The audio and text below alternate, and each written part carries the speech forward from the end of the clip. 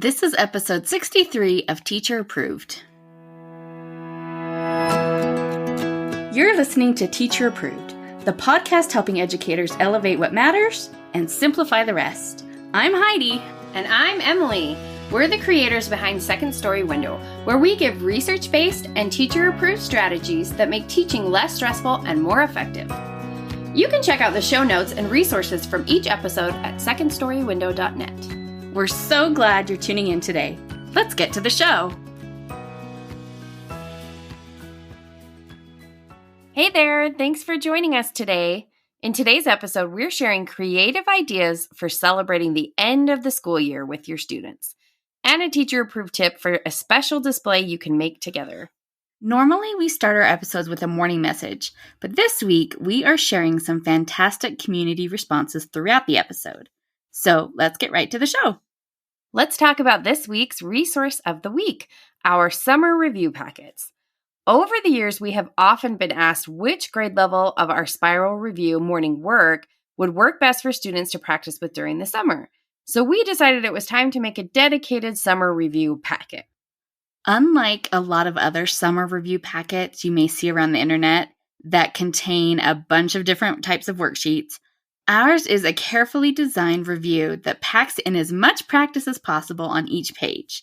The questions follow a pattern so students will be familiar with the weekly activities quickly. Each grade level has the same format as the morning work for that grade level, so it's the perfect practice for your students if they've already been doing the morning work with you. But it's also designed to work as a standalone resource for students who have never done any of our morning work. Right now, we have summer review packets for first graders going into second grade and second graders going into third grade. And hopefully more soon, but that's what we have right now.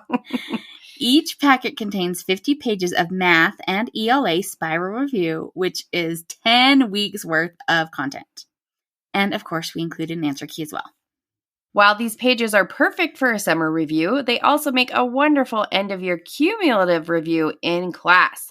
You can find our summer packets at secondstorywindow.net/summer packets, and the link will be in our show notes.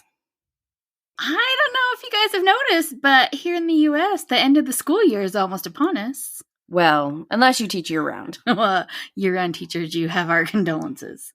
So that brings us to the topic of how do you end a school year? We put so much thought and energy into starting the school year, but I think we are all running on fumes by the end. There is just not much time or energy left to close out the year. You maybe have noticed this, but we still want it to matter.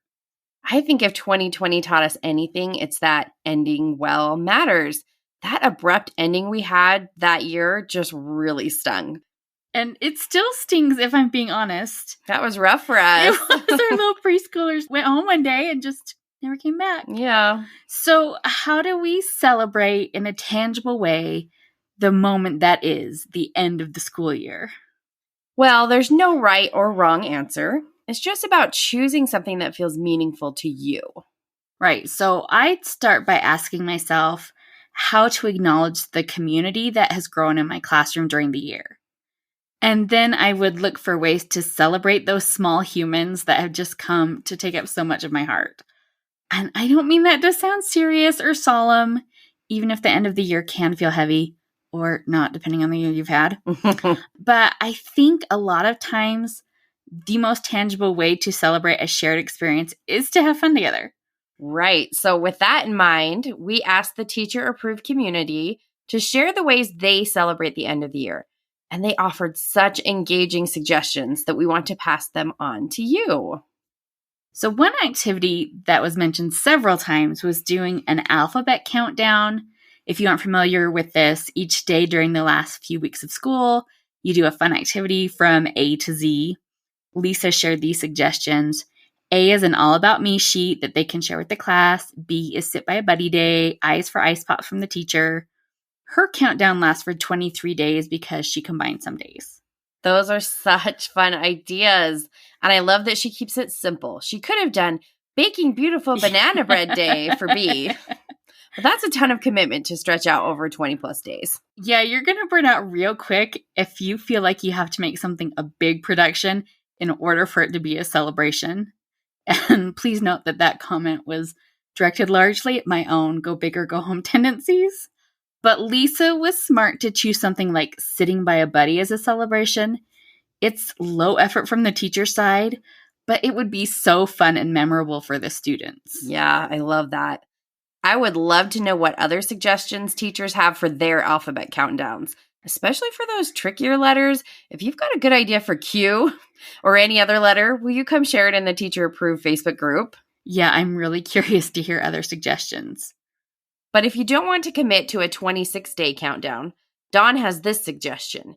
We do a balloon pop the last 10 days, with each balloon containing a card with a special activity, like outdoor chalk day or yoga time. Yoga, there we go. There's our why.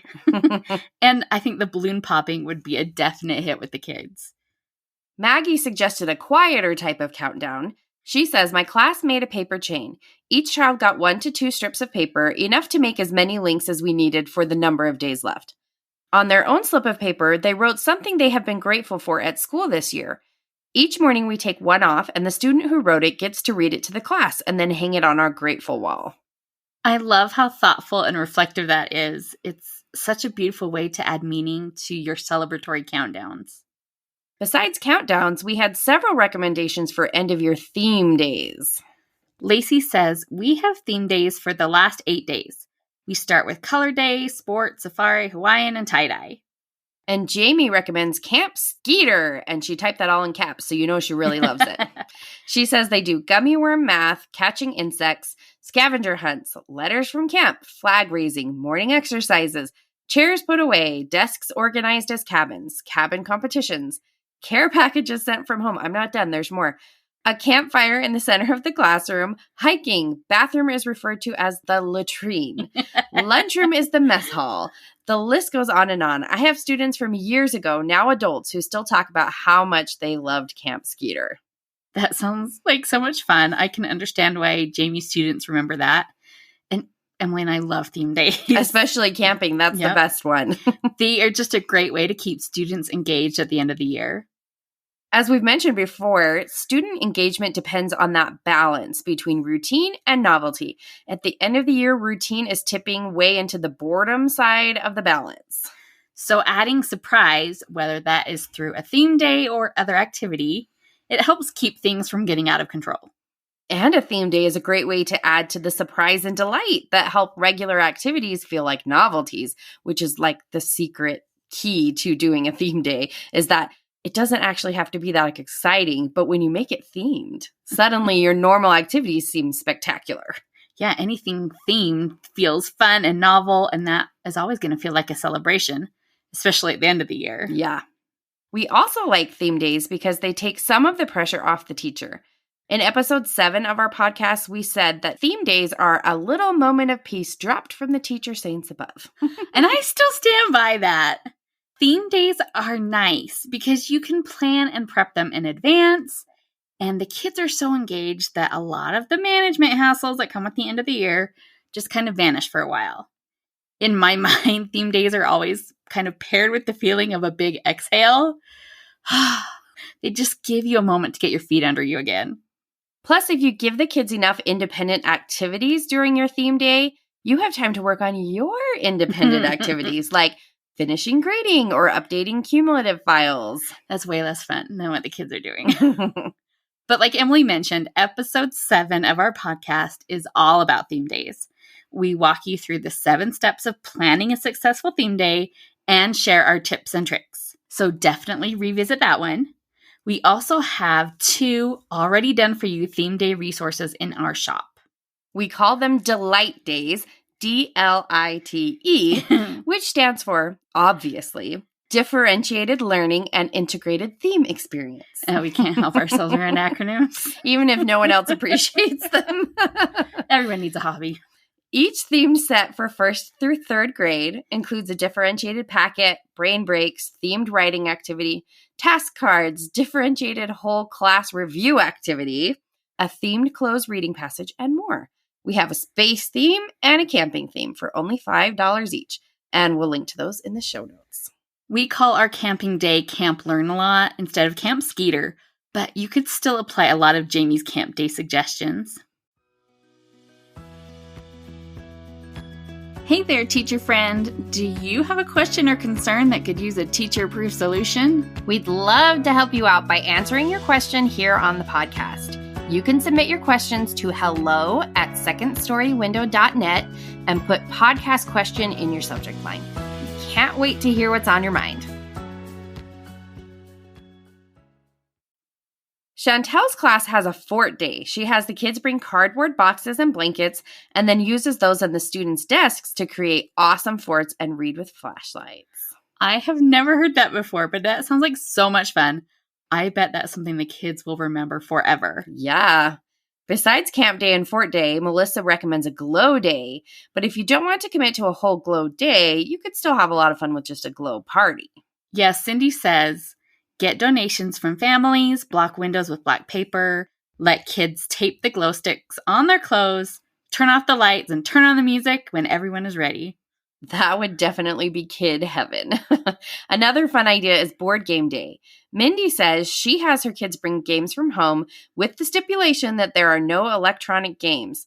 The kids must switch to different games after they finish each one. And the only rule is the child who brings the game must know how to play it and be able to teach it to others. If they bring chess, all players must know how to play already. Those are the tips of a woman who has survived a game day or two. Yep. And one of my kids had a game day recently, and that was the rule. You can't bring a game unless you know the rules to play it. Yeah, you got to think ahead to keep these fun celebrations from tipping into overwhelm. But it is worth it to see the kids so delighted. And it is just fun to end the year with all these fun, happy memories.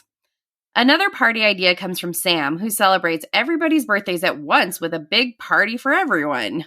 I haven't done a big birthday party before, but if my birthday fell on a school day, I usually did a big unbirthday party for the class. And so we would celebrate my actual birthday and their unbirthdays together. But I can see how it would be a really fun end of the year activity to do a whole birthday party with everyone. Yeah, I did it on my birthday too, because sometimes mine would be right at the beginning of the school year. So You got the way rough my timing. birthday is. But I really like it for an end of the year celebration. And that really keeps birthday disruptions to a minimum during the rest of the year if you just do it all on one day and go all out. So we are about to the end of our celebration ideas, but I wanted to make sure and share this idea from Cindy. She says, something I did earlier this year was a drive-in movie. I had my lunch lady save big sturdy boxes for me. I gave students time to work on their cars, then served them popcorn and a juice box and loaded a few Pixar shorts on a YouTube playlist. In all, the movie time was about the last 15 minutes of the day. We had already packed up and then students took their cars home that day. Just FYI, one bus driver would not allow the big boxes, so I had to contact families to come pick them up. Oh boy. Maybe just recycle the cars when you're done. If you can find a way to store the boxes like Cindy did, that would be such a fun activity. I'm sure the kids had a blast making their cars and then the fun of watching a movie. I wonder if she had to explain what a drive-in movie is. Oh, I'm sure she did. I don't think there are too many of them left. No, that makes me sad. Thank you for sharing that, Cindy. And thanks for the heads up about the bus. There are always so many layers of things to think through when you are a teacher. And that's why we are so appreciative of all the teachers that have shared their ideas. We've got a hard job, and it's so helpful when someone else points out the potholes you might not be aware of yet. So a huge thank you to everyone who shared their tips with us for this week's episode. Teachers do a great job of looking out for each other, especially at the end of the year when we are all just limping toward that finish line. As you work on your end of year plans, we hope we've shared some ways to make it a real celebration. Remember that a celebration doesn't have to be big to be meaningful. It can absolutely just be about filling time before the end of the school year in a way that doesn't have everyone pulling their hair out. Yep. Those kids have to do something for 6 hours, and learning about coordinate geometry is probably not the solution to that problem 2 weeks before the last day of school. But however you choose to mark the end of the year, we hope you find a way to do it that is meaningful to you. Look for tangible ways you can honor the magic of what has happened the past 9 months in your classroom. Acknowledge the upcoming transition and celebrate the bonds of your classroom community. We'd love to hear your thoughts on how to add celebration to the end of the school year. Please come join the conversation in our Teacher Approved Facebook group. Now let's talk about this week's Teacher Approved tip. Each week we leave you with a small, actionable tip that you can apply in your classroom today. This week's Teacher Approved tip is make a display reflecting on this year and anticipating the year to come. So one way that I celebrated the end of the year as a second grade teacher was having the kids reflect on what we had done as a class. I started with a discussion about everything we had done during the year, and I listed the kids' memories on the board. I kept going until we had a pretty long list. And then I drew names and let each student pick a memory. I didn't want anyone to get stuck with a lame memory like the day the cafeteria ran out of tacos or something like that. So I made sure that our list of memories was longer than we actually needed. And that meant coming up with like 30 or so memories, which took some thinking, but we got there. Then once the kids had their assigned memory, their job was to illustrate it and then maybe write a sentence about it. At the very least, they needed to title it so I knew what the picture was. Sometimes, you know how kids' drawings are. They're a little abstract. And then I arranged them in chronological order and hung them in the hall as a timeline. Because I knew where I was going to display this, I measured the wall ahead of time and then cut down the paper so that they would fit in a row on that wall. And then I added the title, Looking Back at Second Grade. But then I left it up all summer. And before school started in the fall, I just changed out the title to Looking Ahead to Second Grade. This meant that I had something outside my room for back to school, all ready to go, and it gave my new batch of second graders an idea of what they could look forward to. And that was fine, and it was so handy to have it done already. But the reason I really loved this was that it meant so much to my former students to see that they still had a place in the story of my class. They would often stop by and talk about what memories were jogged by seeing our pictures. Which is probably especially important at the beginning of the school year when they're in a new class that they don't feel as comfortable yet. To walk down the hall and see those happy memories is just a happiness boost for everyone. If you want to do something like this, you don't have to display it in the hallway if that doesn't work for you. And you don't have to put it in a chronological row. The idea is that it's just nice to do something now that will benefit you when life is crazy at back to school time. I found that the key to making this successful, as I learned the hard way, was to consider what has to happen in your class during the summer.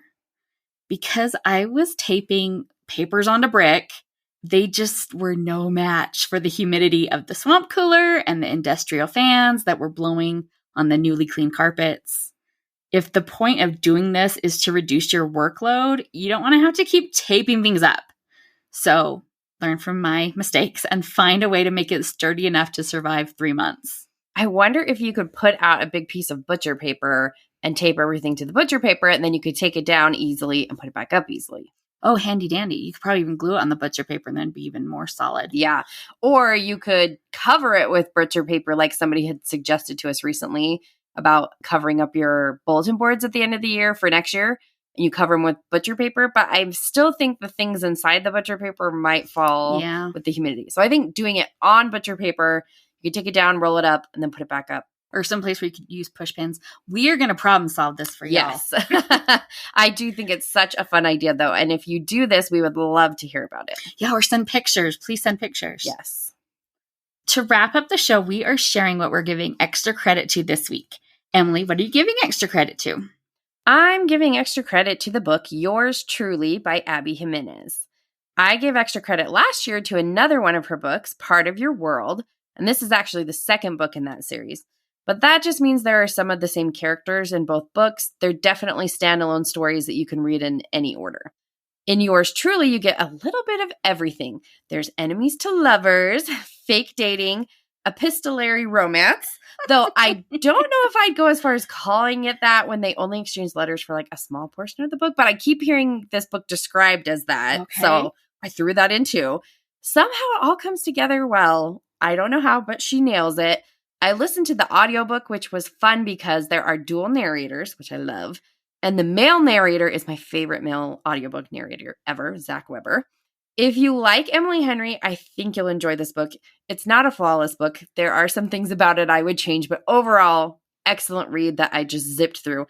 And I know everybody loves Emily Henry right now, and I do too, but I think Abby Jimenez might be my most favorite author in the adult romance genre right now.